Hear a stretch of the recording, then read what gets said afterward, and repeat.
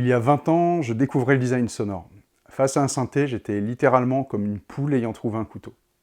Aujourd'hui, je voudrais envoyer dans le passé une petite capsule contenant mes conseils les plus précieux afin de venir en aide aux néophytes que j'étais. Bienvenue dans le 7e épisode du Facteur X.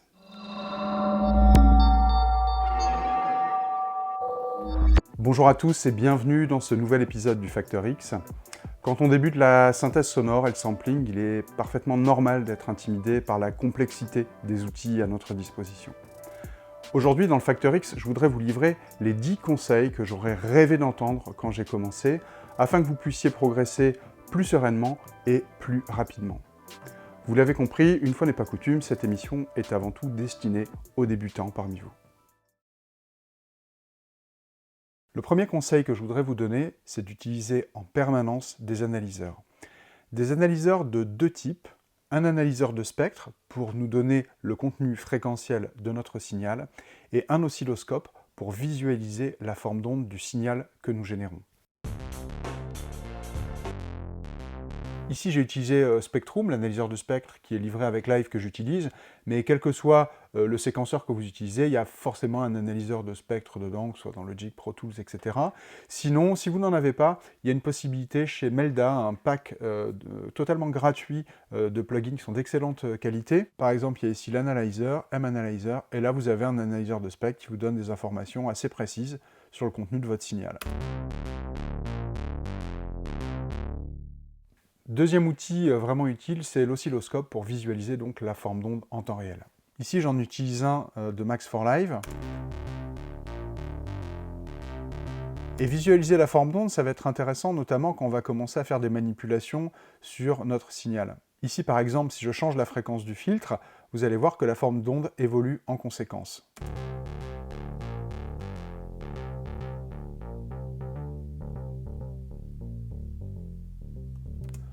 Vous constaterez d'ailleurs que moins un son contient d'harmonique, c'est-à-dire plus il est mat, et plus sa forme d'onde a tendance à s'arrondir.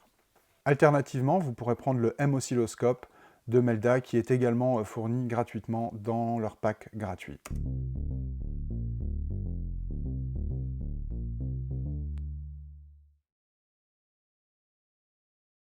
Deuxième conseil vraiment important que je voudrais vous donner, c'est d'identifier, d'être capable de reconnaître à l'oreille les formes d'onde principales.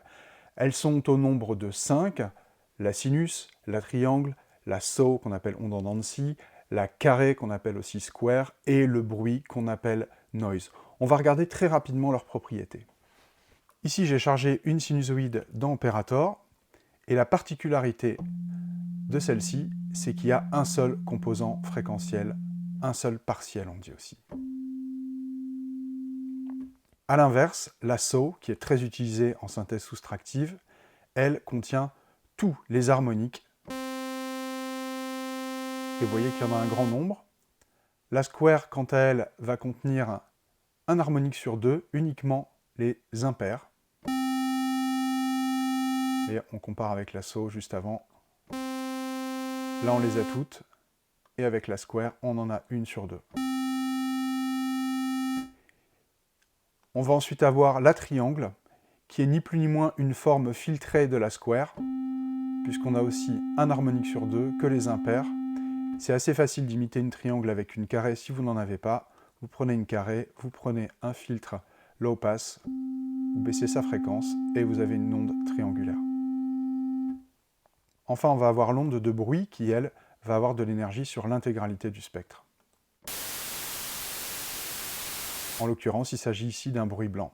Ces formes d'ondes principales sont au design sonore ce que les couleurs primaires sont à la photo ou à la peinture. Ce sont vraiment des éléments fondateurs. On a le son pur du sinus, on a la saw qui contient toutes les harmoniques, on a le bruit qui contient toutes les fréquences, on a la square cas particulier, uniquement un harmonique sur deux, les impairs, et enfin la triangle qui est une forme filtrée assez douce qu'on trouve souvent sur les synthétiseurs. Autre chose qui me paraît vraiment très important, c'est d'être capable de nommer et de reconnaître les 3 familles de spectres: harmonique, bruiteux et inharmonique. L'onde en dents de scie, la saw, est vraiment l'exemple parfait de signal harmonique, puisqu'elle va contenir précisément tous les harmoniques. Comment on reconnaît les harmoniques? Eh bien en fait, ce sont tous des multiples de la fréquence du fondamental. Ici par exemple, je joue un sol qui a une fréquence approximative de 100 Hz, et on voit que je vais avoir une nouvelle fréquence à 200, à 300, à 400, à 500, etc. Ça c'est le propre des sons harmoniques, des spectres harmoniques. La square est également un son harmonique, si ce n'est qu'on a un harmonique sur deux. L'inverse d'un spectre harmonique, c'est un spectre bruiteux, auquel cas on a cette fois-ci toute une zone, un véritable nuage de fréquences qui est étalé sur tout le spectre. Il peut être plus ou moins bruyant suivant la manière dont on le filtre, mais il n'en reste pas moins bruiteux. Enfin, ce qu'on va appeler un signal inharmonique, c'est quand les différents partiels qui composent notre signal ne sont pas des multiples du fondamental. C'est quelque chose qu'on va trouver très souvent en synthèse FM. Là, je vais partir d'un simple sinus. Je vais introduire de la modulation de fréquence. Ici, mon spectre est harmonique, 100, 200, 300. Mais si je commence à désaccorder ici, je me retrouve avec des partiels qui ne sont plus des multiples du fondamental. Et la sensation de hauteur disparaît.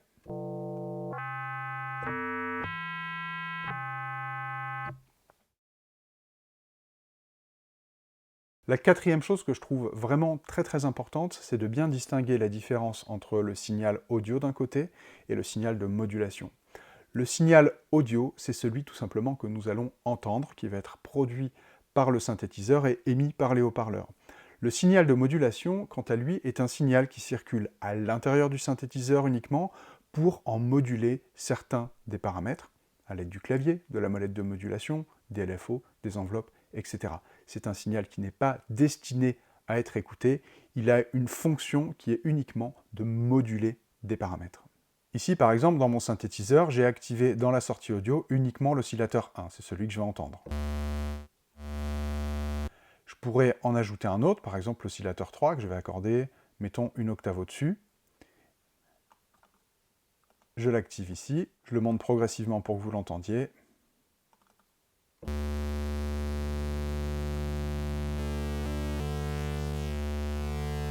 Donc ici, mon oscillateur 3 sort en audio puisque je l'entends. Mais mon oscillateur 3, dans une architecture classique comme celle du Minimoog, me permet aussi d'utiliser son signal comme signal de modulation. Je vais le faire sortir du chemin audio, donc là je n'entends plus. Si je coupe le 1, j'ai plus rien non plus.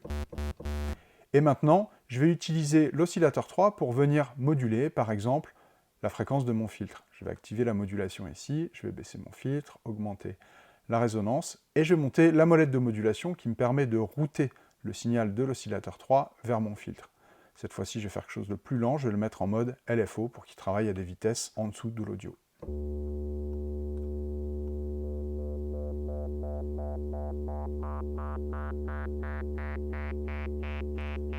Vous voyez ici qu'un module du synthétiseur comme l'oscillateur peut avoir sa fonction complètement redéfinie suivant sur quoi on l'a branché. Si on l'a branché sur la sortie audio dans le mixeur, on l'entend, mais si on l'a utilisé pour faire de la modulation, eh bien, on entend son effet sur un paramètre.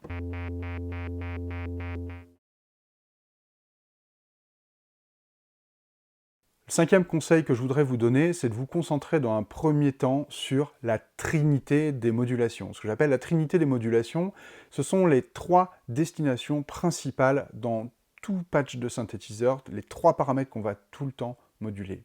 Le volume, la fréquence du filtre, la hauteur de l'oscillateur, qu'on peut aussi appeler pitch ou fréquence, c'est la même chose. Quand on conçoit un son dans un synthétiseur, la première chose qu'on va faire, c'est de contrôler le volume, et la plupart du temps avec une enveloppe de volume comme ici. Si je veux faire un son percussif par exemple. La seconde chose que je peux avoir envie de contrôler, c'est le cutoff du filtre. Par exemple, je vais envoyer ici mon oscillateur 3 en mode LFO pour aller contrôler mon filtre,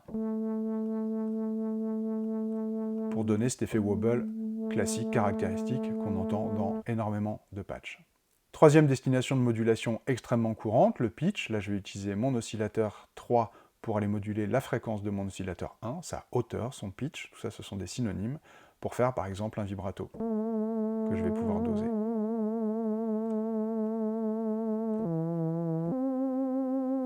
Donc retenez bien, volume, cutoff, pitch. Volume, cutoff, pitch. Vraiment les 3 principaux ingrédients de la modulation dans un patch de synthé. Il y a plein de paramètres dans un synthétiseur. Comment on crée un son? Par quoi on commence? La méthodologie que je recommande pour commencer, c'est d'abord de contrôler la dynamique, c'est-à-dire l'évolution du volume dans le temps. Deuxièmement, de travailler sur le timbre, le contenu harmonique du son. Troisièmement, de travailler sur la modulation à l'intérieur du synthé, comment on fait évoluer le pitch, comment on fait évoluer le filtre, comment on fait évoluer le spectre au cours du temps. Et enfin, de terminer en mettant des effets qui font vraiment partie intégrante de la conception sonore en design sonore avec les synthétiseurs. Première chose, contrôler la dynamique. Par exemple, je vais mettre une attaque un petit peu plus douce, baisser un peu le niveau de sustain. Ensuite, travailler sur le timbre. Ça veut dire, par exemple, ajouter plusieurs couches d'oscillateurs.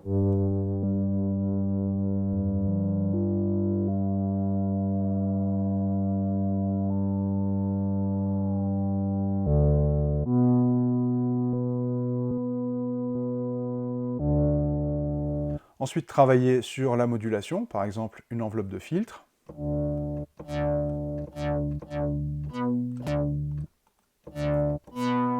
Modulé par la note du clavier ici avec le key tracking. Ensuite, les effets. Je vais aller en chercher un unique pour le moment. Je vais prendre un petit phaser que je vais mettre ici, qui va vraiment donner une nouvelle personnalité à mon son, et pourquoi pas un petit peu de reverb pour mettre tout ça dans un espace acoustique.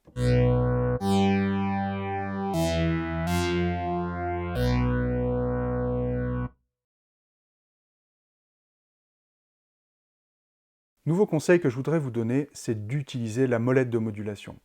Une erreur très classique chez les débutants, c'est d'oublier tout simplement de l'affecter à des paramètres. Or, la molette de modulation est très importante, c'est elle qui va nous permettre de donner une gamme d'expressivité à notre patch, et on va donner accès au musicien, celui qui va jouer notre preset, à un éventail de sons plutôt qu'à un seul son unique.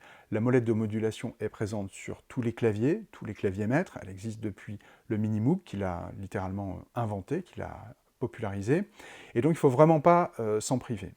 Pour vous en convaincre, j'ai chargé un chouette preset ici de MassiveX pour vous montrer à quel point la molette de modulation peut contrôler un grand nombre de paramètres sur des patchs d'usine. Si vous regardez ici, le petit M ici fait référence à la mode wheel, et à chaque fois que vous voyez un M dans l'interface, ça veut dire qu'il y a un paramètre qui est automatisé.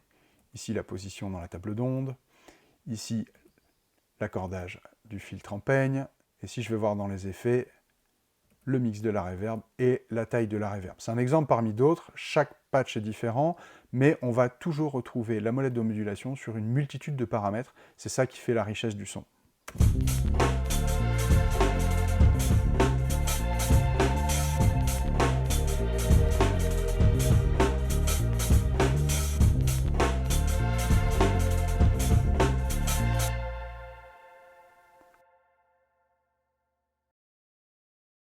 Un conseil très important, et probablement celui qui vous suivra le plus longtemps dans votre apprentissage du design sonore, c'est de pratiquer l'ingénierie inversée. On a énormément de chance en design sonore, tout est open source. Pour savoir comment un son a été fabriqué, il suffit d'ouvrir le synthé, de regarder comment les paramètres ont été réglés. Vous analysez au fur et à mesure de votre expérience les patchs qui vous plaisent, vous ajoutez toutes ces techniques dans votre boîte à outils, et c'est ça qui va faire de vous un sound designer expérimenté avec des ressources créatives pour créer des nouveaux sons. C'est notamment très utile quand on aborde des techniques de synthèse réputées un petit peu plus difficiles, comme la FM. Admettons par exemple que je me sois donné comme objectif d'apprendre à recréer un son de marimba en FM, ou des sons d'instruments à maillotche en général qui possèdent un peu les mêmes caractéristiques. Eh bien je vais ouvrir le patch et je vais regarder ce qui se passe.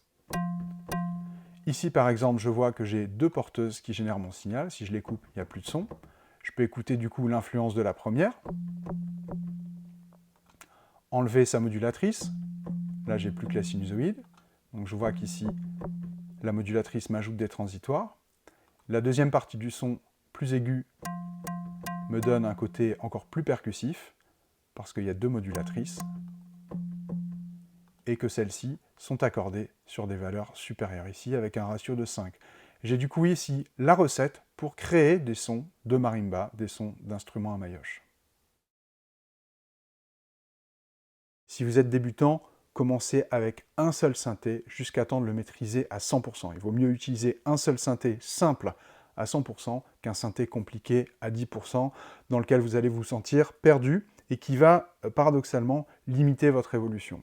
C'est uniquement quand vous avez atteint un certain niveau, où vous commencez à toucher les limites du synthé que vous utilisez, que ça va valoir le coup de passer sur un synthé plus avancé. Alors avec quel synthé commencer? Il y a évidemment plein d'opportunités différentes aujourd'hui. Pour ma part, j'aime bien dire à mes élèves de commencer avec le Minimoog, puisque c'est le premier synthétiseur soustractif commercialisé au grand public. Il a été utilisé dans tous les styles, il a un son incroyable, et je pense que c'est vraiment un bon choix pour commencer avant de passer sur des machines un peu plus puissantes. Le Minimoog, il existe, évidemment, il y a l'original de Moog, qu'on ne retrouve plus aujourd'hui. Je sais, on dit Moog, mais bon, l'habitude veut que je dise Moog.